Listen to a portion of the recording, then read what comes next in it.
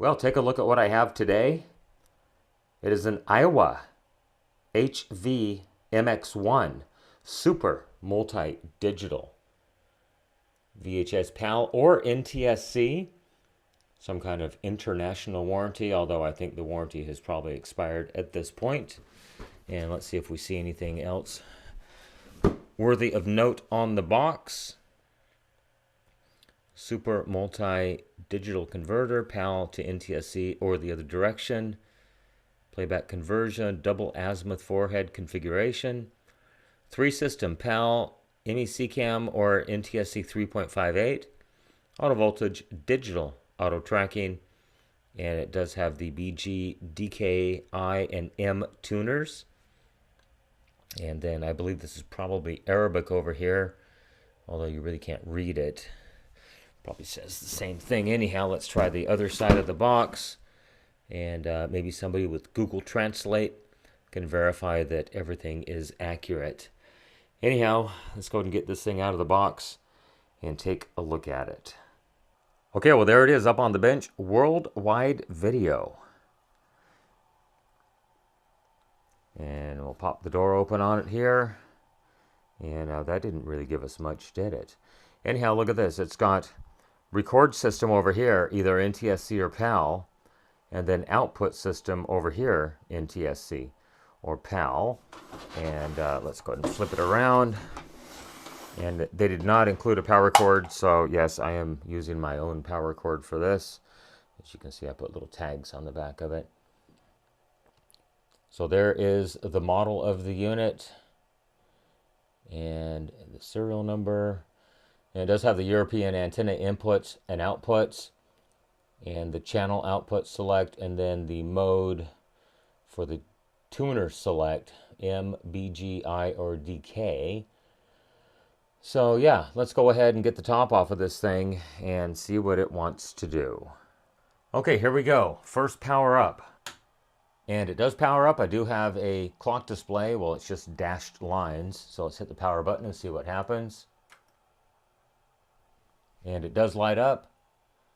It's telling me it's in the PAL mode, PAL record and PAL playback. So I don't think we'll be doing any recording, but I'll switch it over to NTSC. And let's just grab a tape.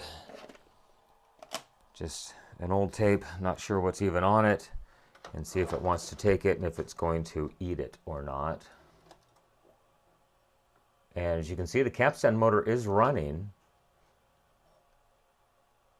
but nothing's happening. Look how slowly that coasts down. Now I think on some of these units it used the capstan motor to drive the loading or the carriage assembly.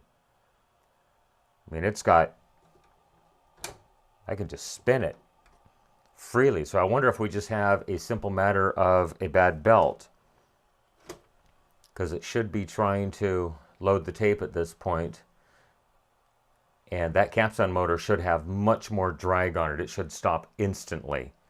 It shouldn't continue to spin like that. So just wondering if we have a situation of a bad belt. I do see a belt. If you look right down here, this will probably get, yeah, it'll get kind of in the way of it. I don't see anything moving down there. Try to, oh, I do see it. It does move, so it is connected as I rotate this back and forth. Okay, well, let's get the bottom off of it, see what it looks like inside.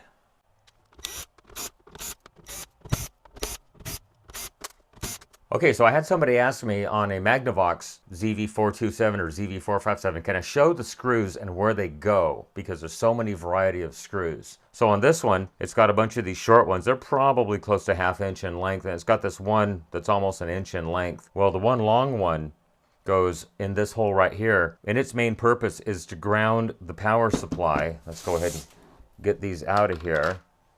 Then we'll just go ahead and lift this off. So that one long one goes through this hole right there, and it actually grounds the power supply to this plate for RF reduction, RF noise reduction, I should say. And oh, look at that right there. Let's get a zoomed in view on this real quick.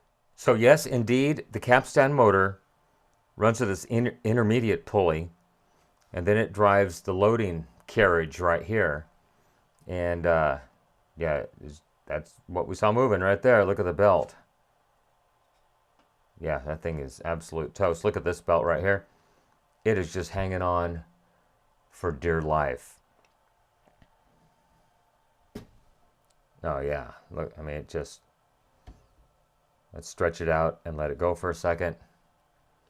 Yeah, that thing is absolute toast. And we'll just go ahead and pop this one off. And luckily they're not gooey, which is a good sign. Yeah, that one is just as bad.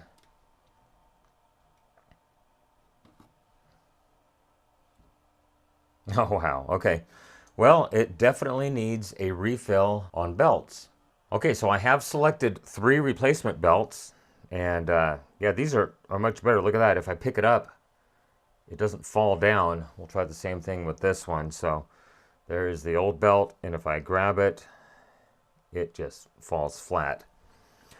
So these are not new old stock. These are new stock belts. Yes, you can still get belts. Unfortunately, they come from mainland China, and here is what I normally get.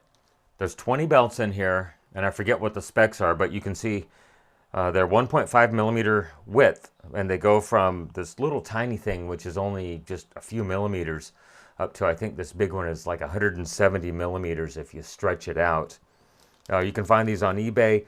I'll go ahead and try to put a quick listing on here so you can see what you're actually getting. Unfortunately, this is the only way to go. I used to get them from, I'm trying to think who it was. It was someone in the US that actually sold PRB belts. Now, they might have just repackaged these cheap Chinese ones, but I've actually had fairly good luck with these. I've been using them in some of my own equipment for several years. I've not had one fail. So they're probably all made in the same plant, and PRB just rebadged them or rebranded them to their necessity. But anyhow, let's go ahead and clean the pulleys and get these belts installed and see if this thing might need a mode select switch service or it might be perfectly fine.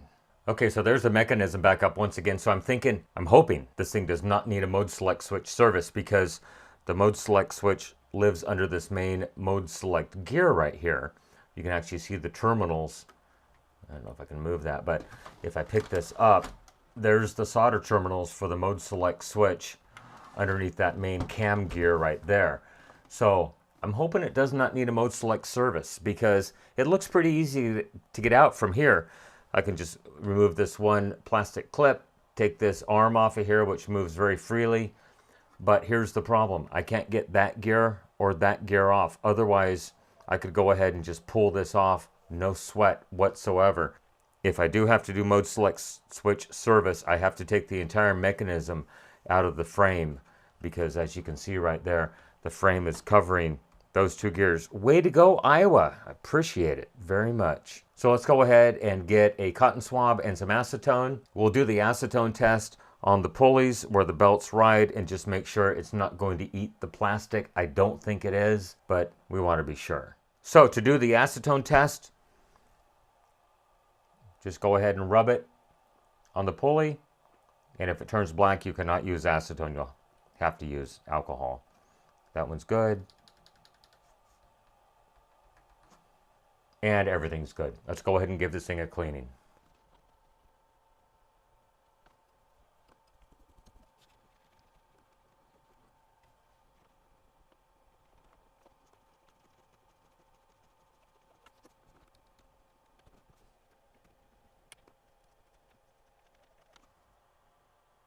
Okay, as with any belt, I'm going to go ahead and give the belt the acetone treatment.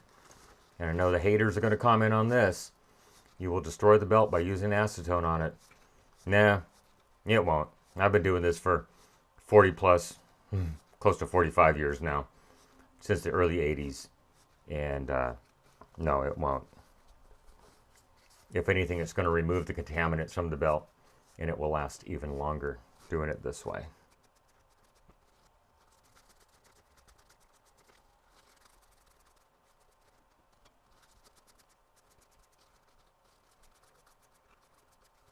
Okay, let's get the new belts installed. I think this one's going to be quite easy to do. Goes on the lower part of the pulley. And I want to make sure that there are no turns in the belt. So as you can see, that one is perfectly flat. And then this one's going to be the hard one because there's just a little bit less of a gap than the width of the belt right there. So we might be able to,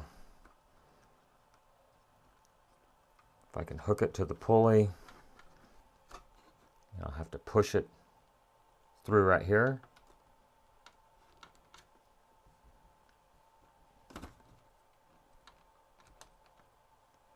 There we go. Once again, making sure that there are no turns in the belt. So look at that top peak right there. It should ride perfectly flat. And it is not. So I'm going to run this around to make sure there's no turns in the pulley itself. And that appears to have been the problem because now it is perfectly flat. Well, I shouldn't say flat. The peak is on the upward part of the belt.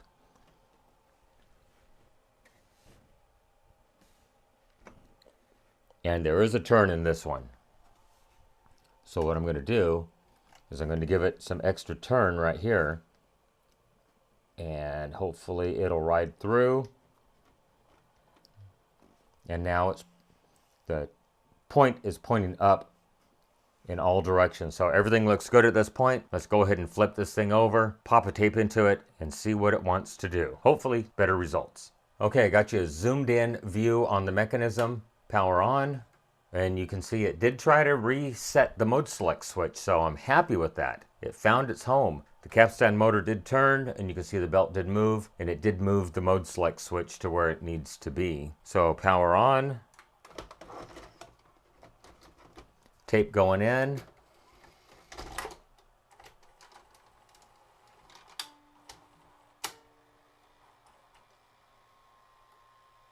And look at that, it's actually playing.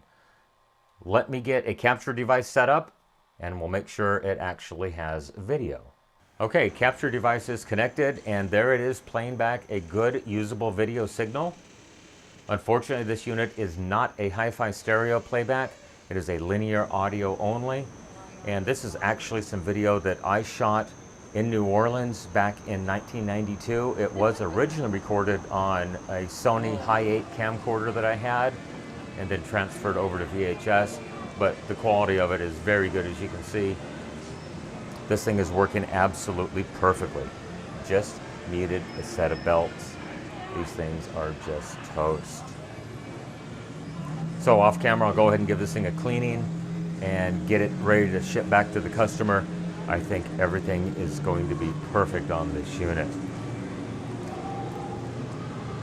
I want to go ahead and give everyone a sincere thank you that have supported my daughter and my son-in-law since the accident with the DUI driver that totaled their vehicle. And it's been trying times, but they're getting better, definitely day by day. Anyhow, that's going to be it on the repair. I just wanted to give everyone a shout out. Thank you. Those who have made a donation to the GoFundMe page, I really, really do appreciate it. So let's go ahead and close this video out by saying thank you for everyone for your views, your comments, your support. You can follow me on social media, Facebook, Instagram, Twitter at NorCal715. You can email me, NorCal715videos@gmail.com. That is the best way to contact me. Please be very patient at this point. I do have a full-time job and a very busy life. So if you email me, I may not get back to you for several weeks or even months at this point as time allows. Remember, with your help, we can try to keep these things out of the landfill, out of the recycle bin, and out of the e-waste facility. Once again, thank you everyone for your generous donations, your comments, your views, your likes. Go ahead and hit that subscribe button and ring that bell to get future notifications. I really would appreciate it. Everyone have a great day. Once again, thank you so much for watching. Bye-bye. Okay, so I just wanted to make sure before I finish this video completely that the PAL output does work. So my Cloner Alliance Box Pro, there's the remote for it, should actually recognize whether it is a PAL or an NTSC signal. So I'm going to switch it over to PAL in 3, 2, 1, switch. And you should see a banner pop up on the bottom. And yes, it does say it is in PAL mode. And we'll switch it back over to NTSC. In 3, 2, 1, switch. And yes, it does recognize it is NTSC. Both are playing perfectly, so that tells me the digital converter is working as expected. Everyone, thank you once again. Have a great day. Bye-bye.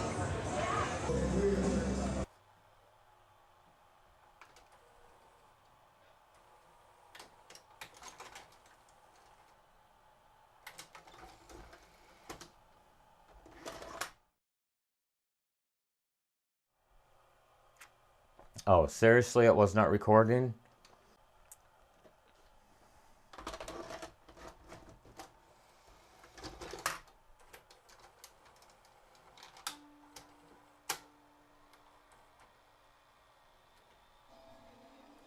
Capture device in 3, 2, well, hang on. Let's rewind it.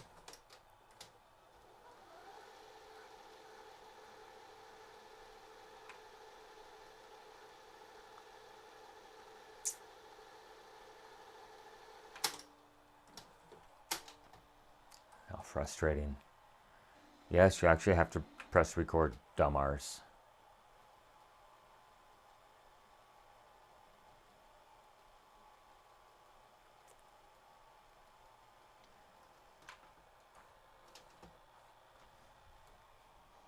Capture device in 3, 2, 1, go. All right, capture device is connected. And it is actually playing a good usable video signal. It looks really good. Unfortunately, this unit is not a hi-fi stereo playback unit. It is a linear audio only. Well, let's get these belts out of here. Okay, let's take that again.